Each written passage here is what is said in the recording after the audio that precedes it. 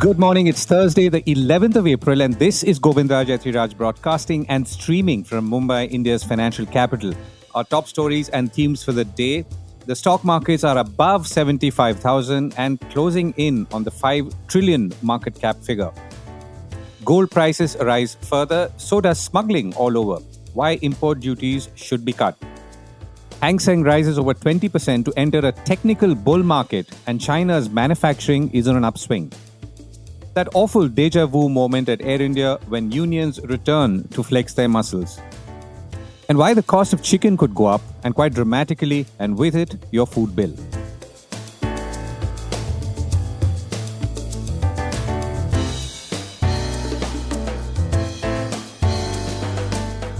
This is a call report with Govindraj Ethiraj. Markets are at 75,000. So the stock markets have closed above 75,000, a mark it hit the day before. Like we said yesterday, when the markets hit new highs and benchmarks, mature investors do look to take away some profits and, of course, wait to enter afresh. Now, when that will be, it's not quite clear. Logically, it would appear that the only time the market could see a bigger correction or a relatively big correction would be after the election results, because it's already priced in a victory and continuity for the present regime. We're already seeing some cutbacks in mutual fund flows, and I will come to that shortly. On Wednesday, the BSE Sensex ended up 354 points at 75,038, while the Nifty 50 closed at 22,754, up 111 points, so quite strong there.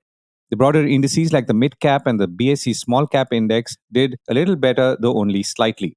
So the overall market capitalization of firms listed on the Bombay Stock Exchange rose to nearly 402 lakh crore rupees from about 400 lakh crore rupees in the previous session, which means it made investors richer by about 2 lakh crore rupees in a single session.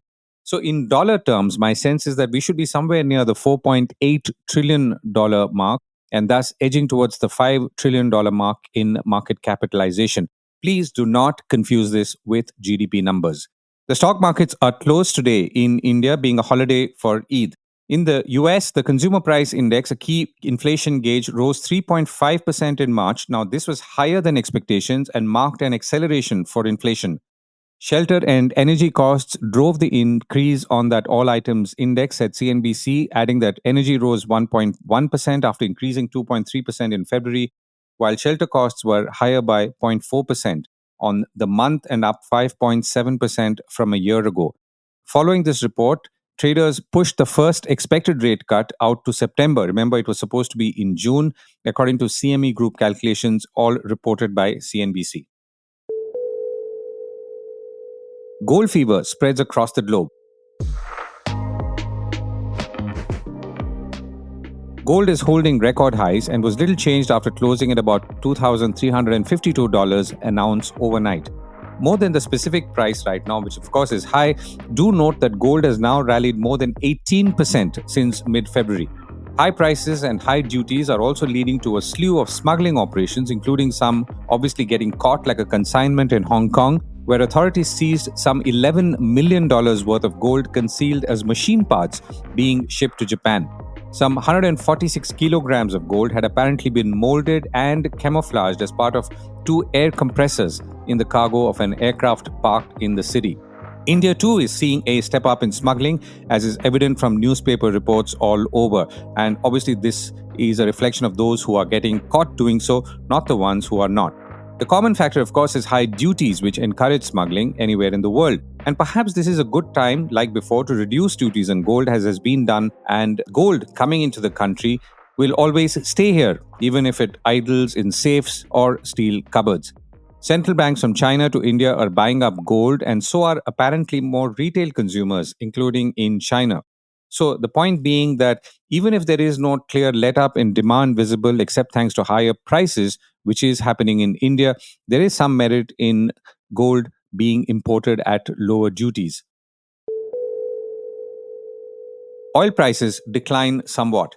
Oil prices have slipped back below $90 after it looked like they would take off towards the $100 mark, something oil speculators would have loved, but economists, including in India, would have feared.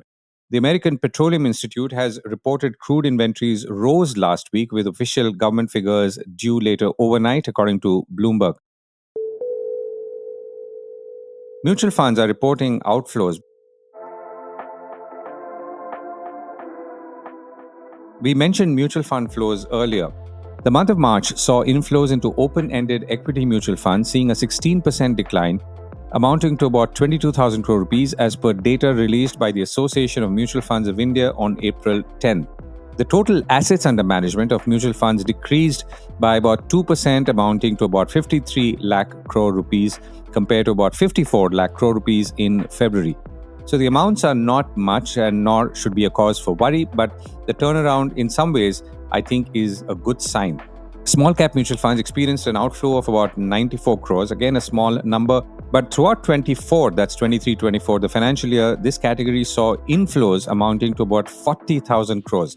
So which means that there is a reversal happening. Categories like mid-caps and large-cap funds also saw lower but still positive inflows. For example, inflows into large-cap categories was up 131% to 2,000 crore in March. So this also tells you that all these actions by the Securities and Exchange Board of India to dissuade investors putting their money into small-cap funds is working or has worked. Mutual funds continue to launch new fund offers with some 19 open-ended and 2 closed-ended schemes in March, adding close to 4,000 crore rupees. So the breather is actually good, and it was time anyway for investors to pull out some funds or rejig them, as appears to have been the case. Mutual funds, as always, are a safer way to invest in markets as opposed to punting directly, unless, of course, you're an expert or a veteran at it. Chinese stocks continue to bounce back. We've been tracking and reporting on China stocks for the last few months, first the fall and then the rise. We also called it, what goes down must come up. Bloomberg is now reporting that Chinese stocks trading in Hong Kong have now rallied to reach a key milestone as sentiment has improved following upbeat economic data and various corporate developments. The Hang Seng China Enterprises Index gained 2.1% on Wednesday, taking its advance from a Jan 22 low to more than 20%, and thus entering a so-called technical bull market for the first time since China scrapped COVID controls in late 2022. Chinese stocks have been recovering ever since Beijing took the fate of the markets in its hands, including with purchases by state funds. Bloomberg says that some global investors are starting to buy into the narrative that Beijing's policy support will be enough to revive growth, with a popular equity strategy to buy India, sell China, likely having reached an inflection point, something that we reported earlier as well. Elsewhere, Fitch Ratings cut its outlook on China's sovereign credit rating to negative on Wednesday, citing risks to public finances as the economy faces increasing uncertainty in its shift to new growth models. The outlook downgrade follows a similar move by Moody's in December. Meanwhile, an interesting report by economist Neelkant Mishra and his team at Axis Bank say that the share of GDP from manufacturing in China is now rebounding after falling steadily between 2010 and 2020. Moreover, capital allocation to industry is up sharply, which in turn could put pressure on returns globally, the report says. So, when China had surplus labor but lacked sufficient capital, it outcompeted labor intensive industries globally. Given its larger economic size now, its competitiveness in capital intensive industries can now be a threat to industries globally, rather, once again, says the Axis Bank report. Moreover, not only is employment falling in labor intensive sectors, but it's also rising in capital intensive sectors. And the latter now dominate manufacturing employment in China. Now, this obviously is something for economists in India also to study a little more carefully and perhaps take away some lessons if there were some. Air India and an improbable deja vu. This is a deja vu that I never thought I would encounter, another strike being called in and around Air India after what seems like decades. Now, this is on the heels of two Air India pilot unions jumping into the Air Vistara pilot walkout fray just week before last. Remember, Air India is owned by the Tatas and Vistara is owned 51% by the Tatas and the balance by Singapore Airlines, and both airlines are set to merge at some point next year if that happens. Now, the fact that these pilot unions were active was obviously news to me, though many people who track the sector more closely perhaps knew better. Unions have been the bane of Air India and have, along with poor management, taken the airline to the precipice and precisely to this position where it was bankrupt for all practical purposes. At which point, the government finally managed to palm it off to the Tatas 2 years ago, who of course must be regretting their decision with every passing day, at least privately, even if they publicly put on a brave face. Now, the news is that the aircraft technicians of the government owned Air India Engineering Services Limited have called for a strike on April 23rd to seek resolution for their grievances, including about promotion, salary, and uniform. So, this company is still government owned, but Air India, the airline, which is Tata owned, like we said, is the key client. So, either ways, the Tatas are in for some fresh trouble. The union, which claims to have about 1,000 members, represents the fixed term employment staff, and it has a litany of grievances around notice periods, salary disparities, no revisions, and even the lack of promotions. And finally, the union is upset about what it calls unilateral changes to uniform policies and without prior consultations or consent, and says the disparities in color and quality of the uniform make them feel insecure, undervalued, and marginalized.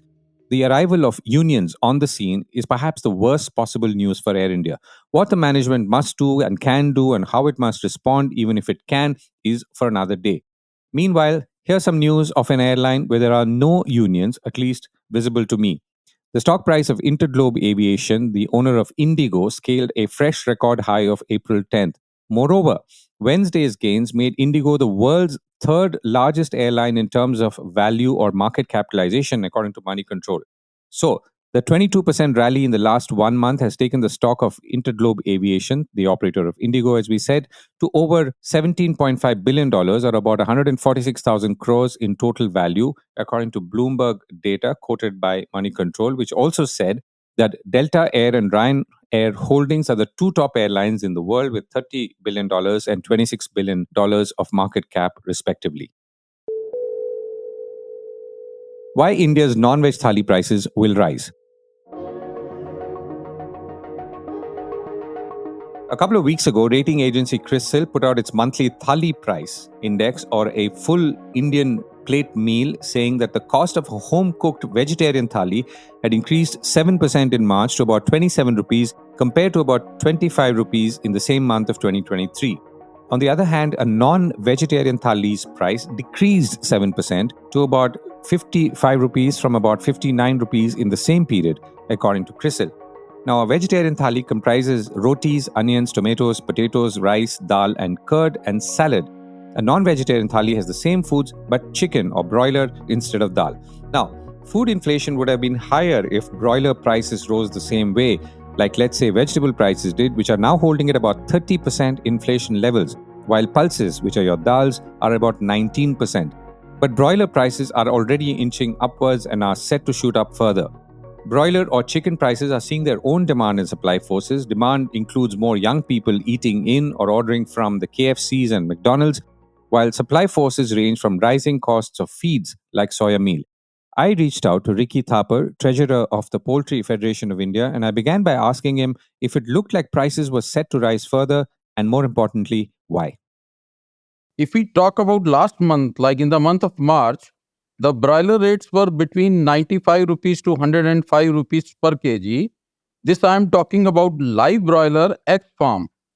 However, in April month, there has been significant increase in broiler rates, say from rupees 110 to 130 rupees per kg live weight egg farm, because of the Eid festival demand also. Why is it different this time, or would you have similar demand spikes every year? Yeah, during each festival, the demand for non-vegetarian food, whether it's a chicken or it's a mutton or it goes high. But you feel that this will not come down after, let's say, the festival is over? No, because if we talk about next 2 to 3 months, we predict the broiler rates will increase. This is because the cost of production has also increased, and the reason is due to increase in poultry feed cost. The poultry feed is mainly like soybean meal and corn, and both raw material rates are going up. Now, corn, besides the livestock industry, starch industry also requires corn. Corn is maize, and now even the ethanol industry, they are using corn for the ethanol. So, as the feed cost goes high, feed cost is around 65% of the poultry feed cost. So, if cost of production goes high, we predict the rates will high. Secondly, now this is a summer season. When we talk about farmers' chick placement, during summer season, few farmers they put less chick placement because wherever there is not sufficient water available. Because during summer season, the farmers require extra water for running sprinklers on the roof of poultry sheds and fogger inside poultry shed to reduce the temperature. So seeing these two conditions, the cost of production has gone high, and secondly, in summer season, the chick placement is less than 10 to 15, 20%. So we assume that the broiler rates will further high in next 2 months. It may be from rupees 120 to 150 rupees per kg live weight, depending upon the farm location. Doesn't this happen every summer? Yeah, every summer. If you see, like during summer season, when there is extreme summer, and similarly during winter season also, the placement overall is less and the rates are high. Are you feeling that, for example, there has been a lot of projections about extreme heat conditions this year? Is that something, and of course, there are water shortages in many parts of the country. Is that something that's likely to affect production more than before? We predict that will affect production, and as well as farmer will prefer to give rest to the farm. Twice a year, the farmer puts farm to rest for 3 to 4 weeks. Maintenance for cleaning, for whitewash or other repair works. So farmer prefers, like when it's a extreme temperature, he prefers to close the farm for 2 to 3 weeks for annual maintenance.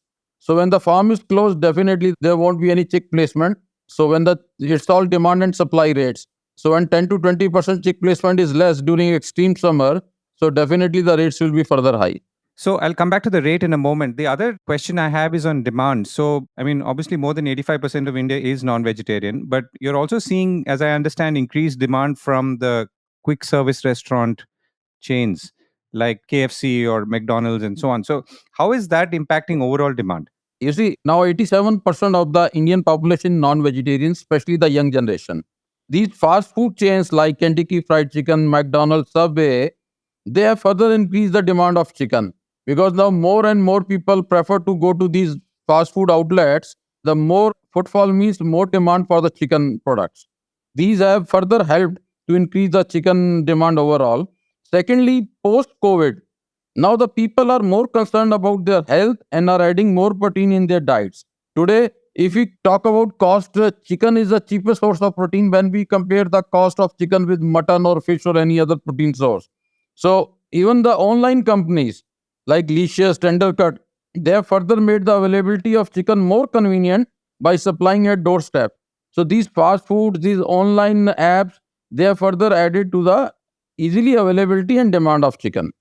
Right. So I'll just come back to prices. So you were saying that just last month prices were around 100 rupees per kilogram, and in a month or so it could go up to 150. That's almost a 50% jump. Is that something that's tenable? I mean, It will be 120 to 150 depending upon the location. And the rate this I am mentioning is a live weight broiler X farm rate. Because when we go to dressed market, from 1 kg live weight, you get 650 grams of the dressed broiler weight. to what extent do you see those prices going up, or to what extent? I mean, to how much rather? When farm rate of broiler goes, the retailer, they have to increase their broiler rates, because they keep their 10 to 20% margins they keep. So accordingly, they will also increase. Especially for the cut low, you see, people prefer to go for parts. Like they want some prefer for a chicken leg or some prefer for a thigh. That will further go high. What are the highest prices that we've seen for broilers in recent years? And are we anywhere close to that? Yeah, last year in the month of August, September, it touched 150 rupees. So that's the highest it has gone. So you're saying that it could go back to this level? Very easily it will go. Because now the feed cost has also increased to up to 10 to 15%. Earlier, the corn, which was available at 18,000 rupees, and then the MSP is 20,000 something. So now the corn is available at 23,000, 24,000 rupees per metric ton. Similarly, soybean meal, it's available around 48 to 50,000 per metric ton. So feed cost has gone from 36,000 metric ton to 42,000 rupees metric ton. And this has increased the cost of production. So we predict in coming few months, the chicken is definitely rates are going to be high only. Ricky, thank you so much for joining me. You're welcome, sir. Thank you so much.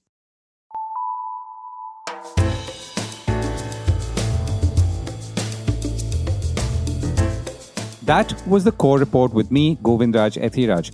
Do stay connected with more of our coverage at the Core. You can check out our website or sign up to our newsletter for our exclusive stories, one in-depth feature a day on www.thecore.in. Do also track us on LinkedIn, where we usually post synopses or extracts of our top stories and interviews. We would love your feedback on how we can make business more interesting and relevant, including, of course, India's vibrant manufacturing sector. So write to us at feedback@thecore.in, and thank you once again for listening.